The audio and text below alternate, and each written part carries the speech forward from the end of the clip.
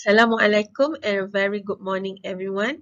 First of all, I would like to say congratulations on being accepted to the Faculty of Chemical Engineering, University Technology Mara, UITM. I hope everyone is doing well wherever you are.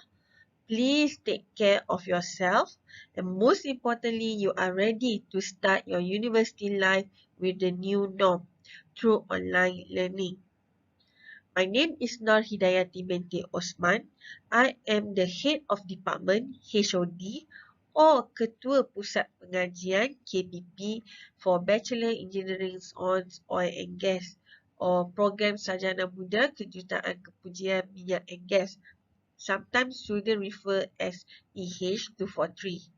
So you can call me Dr. Yati. And my office is at Block 5, Level 10, Faculty of Chemical Engineering. This is my phone number and my mobile number and also my email. So if you have any problem for EH243 students, please do not hesitate to contact me. At the Faculty of Chemical Engineering UITM Shah Alam, we offer two types of bachelor degree program. The first one is Bachelor of Engineering Chemical EH220 and the second one is Bachelor of Engineering Oil and Gas EH243. EH243 is a unique 4-year program which combines petroleum, gas and exploration engineering. It is the first of its kind to be introduced in a Malaysian university to cater to the needs of the ever-demanding oil and gas industry activities. Why do I say it is the first of its kind? So basically, a common degree used for oil and gas industry is petroleum engineering. This bachelor degree, petroleum engineering, typically concentrate on the upstream sector. Whereas for our bachelor degree, we not only concentrate on the upstream sector, but we also look upon into the midstream and also downstream sector. So what is actually upstream, midstream and downstream sector? I believe you all will learn this in detail throughout your degree program, but let me share you basically what is oil and gas industry activity all about. The first sectors in oil and gas industry activity is what we call the upstream sector. So this sector usually involve the activities of finding and producing hydrocarbon. So basically at this sector, you will start to find your oil and gas and then you start or what we call exploration and then you start to produce. This sometimes is called as subsurface engineering. The second sector is the midstream sector, where in this sector it involves processing, storing, transporting and marketing of oil and gas products. So processing is typically an offshore process. So basically this processing aim is to remove the unwanted product for it to be safely transported to the onshore site. And then you also have the storing process because at offshore you sometimes need to store some of your product. And the third one is the downstream sector. At the downstream sector, you will do refining, which is a process where you tailor your oil and gas feed to the requirement of customer. And once you refine your product, then you will start to distribute to a market. So this is downstream processes. So usually petroleum engineering will be concentrating on the upstream process, whereas chemical engineer will concentrate on the downstream process. So the advantages of this Bachelor of Engineering Oil and Gas, you won't not only cover the upstream and downstream, but you also cover the most important sector in oil and gas industry, which is the midstream process. In this program, you will learn on the application of engineering principle to the design, development and operation of system for locating and extracting crude oil and natural gas, including mining and drilling system. You will also be exposed to the processing and separation system, facilities, transportation and related environmental and safety system. So if you look at what you are going to learn, actually your career prospect is much bigger. So you can be a geoscientist, petrophysics, well log, petroleum engineer or reservoir engineer, drilling or production engineer, which is all are on the upstream side. You can also be at the midstream sector, which is facilities, pipeline engineer, and so on. And you can also be at the downstream sector, which is refining, safety, and other related engineering section. Some of you might, ask, uh, do you have a future learning oil and gas degree program? Please bear in mind that when the oil and gas industry sometimes, bila oil and gas industry atau harga minyak jatuh, people will think that there will be no job for you guys. But believe me that when oil and gas price lower, of course dekat upstream sector tu, they will cut down the activities. But then the midstream process and also the downstream process will carry out as usual. Because you nak beli minyak, people still pakai minyak, and all the plastics based product, all your chemical based product are based from petroleum. So the process at the midstream and downstream are still active. So you have no worry on this part. Now we are going to look into your degree program in details. So basically there are two entry qualifications for this program. The first one is STPM matriculation or Asasi, where your study duration will be for 8 semesters or 4 years. Then you have the one that enter through diploma in chemical engineering. So your study duration will be 7 semester. Your study plan ID is 7242. So basically from this study plan, you can see that the courses that you are going to take will be divided into 4 types. The first one is chemistry and math based courses, and then we have what we call core courses. Core courses is really related to your oil and gas engineering program, and then we have non-core courses and also elective or specialization. This is a study plan for the matriculation Asasi or STPM intake. So what we can see here that on the left hand side we have the semester, which is semester 1 until semester 8.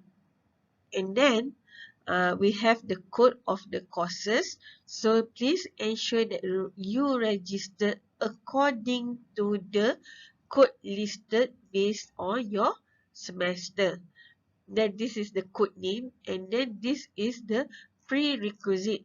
So prerequisite means that the subject that you need to pass in order to take this subject. So example, for you to take Math 455, you need to pass Math 435. So only few subjects that have prerequisite, such as here, in order to take reservoir engineering 2, you must pass reservoir engineering 1. Okay, and then this is the credit hours. So means that this will be this is the credit hour. Then you have this is the class the tutorial, and the M is for Makmal Lab. Okay, so you can see that example is for CTU 552, you will have 2 class time. Okay, you will meet the lecturer for 2 hours, and for the CGE 416, you will have 3 hours of class and 1 hour of tutorial, or 3 hours of lecture, 1 hour of tutorial. Okay, so your contact hour with the lecturer will be 4 hours. So same like here, so for engineering drawing, although the credit is 1, you need to have a lab for 4 hours. So this is actually your study plan. What I would like to highlight here is that at semester 6, you are going to take what we call Wisdom Wednesday. This is a course where you are allowed to take other courses, to take courses from other fakulty. So dekat Wisdom Wednesday ni, tak semestinya you ambil subject related to chemical engineering or even engineering. Let's say you like to sing, or you like to go for health based, so you nak tahu you nak jadi food advisor, so you can take nutrition classes and so on. So it also depends on what class are available during that semester. And then at intersessi, or between semester 6, the break after semester 6, when you want to go to semester 7, you will have what we call industrial training or LI. This can be as short as 8 weeks up to 12 weeks. Okay, then on semester 7 and 8, you will start to take your what we call capstone project, which is final year project, field development plan, and also other elective courses. So your elective courses you will take at semester 8, where you will have 3 courses to be taken. This is a study plan for Diploma Chemical Engineering intake. So for this intake, what you will have is that you will have what we call PC or pengecualian credit. So these are the subjects that you will get exemption. So you don't need to take this subject. So you will jump straight away to semester 2. So basically, similar like study plan for the matriculation. So basically, the difference is that you have credit exemption for semester 1. Other than that, it will be similar with the matriculation, where you will have Wisdom Wednesday at semester 6, industrial training at semester intersession between semester 6 to semester 7. Then you will have elective courses taken at semester 8. So the total credit for this degree program is 135 credits. These are the elective courses that you will be able to take. So you need to choose 3 out of the courses listed here. However, the selection of the courses offered are depending on the availability of the lecturer. So basically, these courses cover the upstream. Let's say you want to learn more on the production engineering, so we have the advanced production engineering. Then we have the midstream sector, such as platform architecture, well testing, gas transmission and distribution, and also we have the downstream sector, which is refining and optimization, and also process engineering. This is the picture of the active lecturers in EH243 program. Currently, we have about 21 lecturers, and then we have 5 lecturers that are doing their PhD. If you want to get more details about these lectures, such as name and also email, please go to the faculty website and look under staff directory. This is the picture of your academic advisor. So for this intake, we have two groups for part 1 and one group for part 2. So for part 1A, your academic advisor is Associate Professor Dr. Kamaria Nur Ismail. So this is her handphone number and this is the office. So when you come back next semester, please come and meet her for meeting. And then for Group B, your academic advisor is Encik Muhammad Fazri Irfan Ahmad Fuad. This is his contact number and his office is at level 14, Fakulti Kejuruteraan Mechanical in Tower 1. Okay, and for part 2, we have Puan Nurul Aimi Ghazali. This is her contact number and her office is at level 14, Fakulti Kejuruteraan Mechanical Tower 1. Due to the current situation in our country, students need to adapt to open distance learning system or ODL. Basically, in ODL, the communication between you and lecturers can be carried out in two ways. The first one is what we call asynchronous and synchronous. So basically, asynchronous is where the communication is not on a real time. Meaning that your lecturer will have probably will record the video and send to you through email or Google Drive or through WhatsApp group or Google Classroom for you to study at your own pace, and then probably they will do later on a synchronous meeting through Google Meet or Microsoft Teams or WebEx to explain about the notes or to discuss. So in order for you to survive this semester, there are a few tips that I would like to share. The first one is that you need to always communicate with your lecturers. So the communication is a very important tool. If if you could not attend the synchronous class, or you might be late, or when the lecturer asks you to submit an assignment or an assessment, but you could not do it on time, please make sure that you inform your lecturers and you need to justify why you could not submit the assessment or attend the class on time. So don't give a lame excuse such as you could not submit the assignment because you are on holiday with your parents.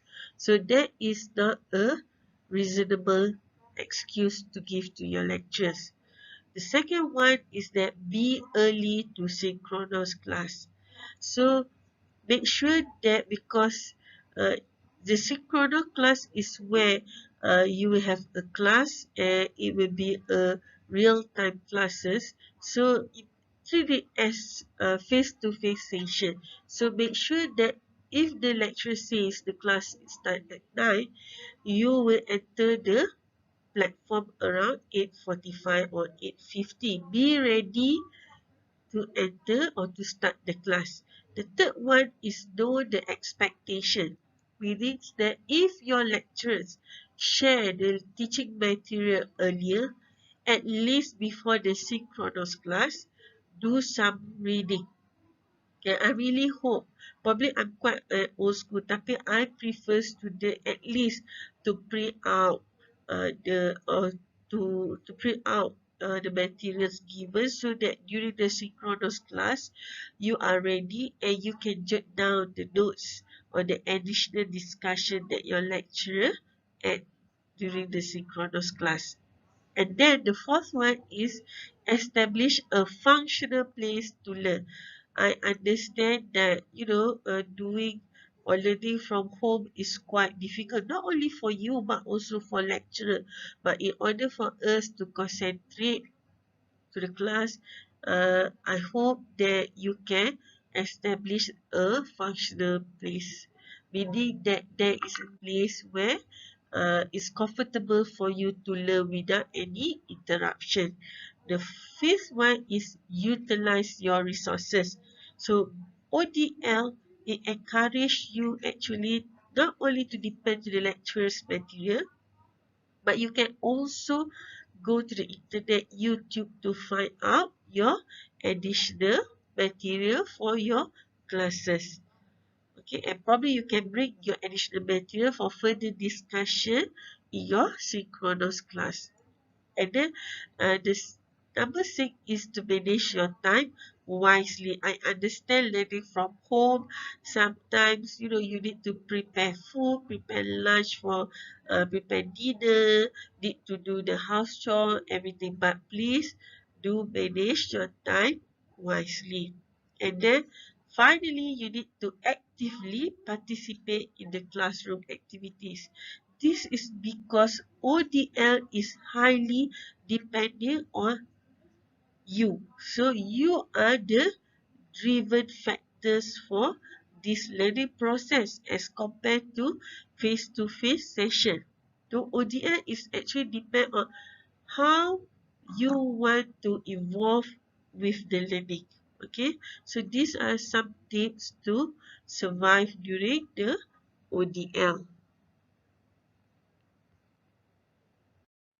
After the learning process, of course, you would like or lecturers would like to assess what do you learn throughout the class, and this can be in terms of the final examination or final assessment because of the ODL. And then the lecturers also can do tutorial, quizzes, tests, assignment, project, presentation, report, laboratory work, probably online, and also EC to assessment rubric. So these activities are actually depending on the lecturers itself. So I believe if you have any question, you can ask the lecturers for in details on the assessment process. I also would like to share with you the do's and don'ts as a student. First, make sure you follow your study plan. So you need to register the courses as listed as the study plan, and please don't change the group because your best friend in the other group. And then if you have or if you need to repeat a subject, please don't wait too long because the study plan might change, and probably the subject that you need to repeat or the courses that you need to repeat will not be offered when the study plan change. The second one is take or look into the important dates such as the registration, the validation, Google Taraf or GT, or the Rayuan Meneruskan Pengajian or RMP. Please go or discuss with your PA or academic advisor. PA is penasihat academic or academic advisor if you need all the details of the important days.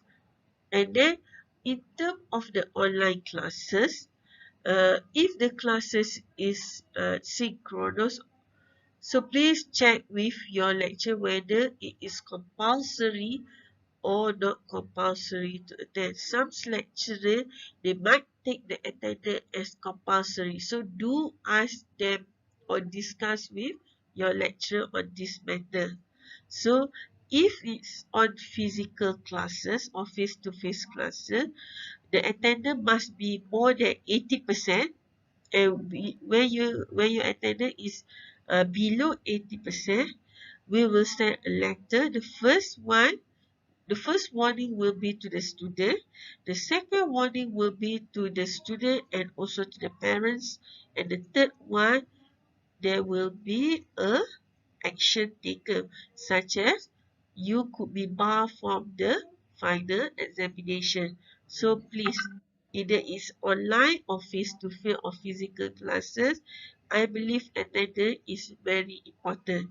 And Finally, if you have any problem with the lecturers that are teaching the subject, please don't chit chat with your friend, gossiping it with your friend, or put it in the Twitter or in the Instagram.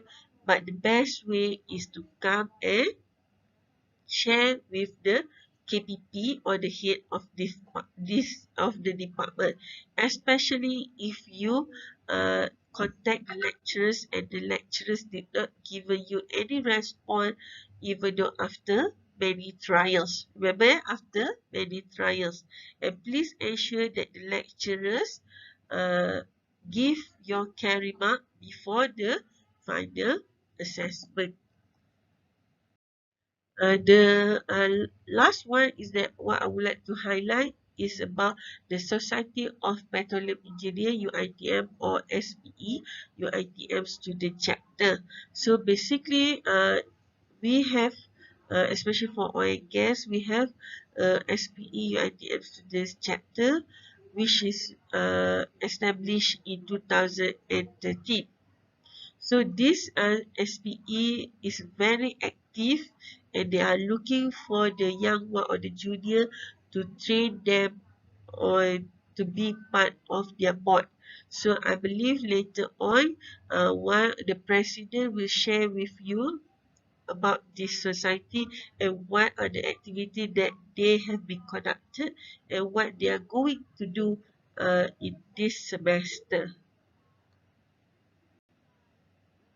These are the activities that they have carried out in 2019 and 2020.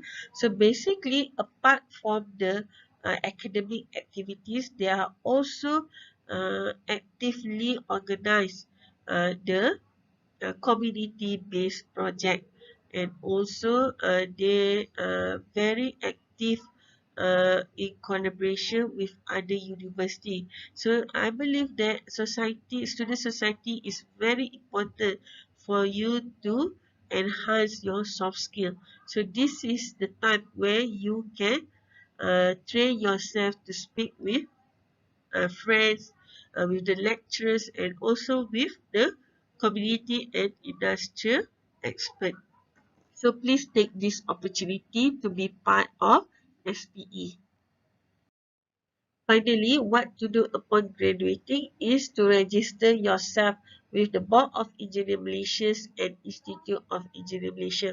So this BEM and IEM are the qualifying bodies for professional engineers in Malaysia. So whether you are working as engineer or not, that will be different story. But most importantly, please register after graduation, as they will count your experience the day you graduated.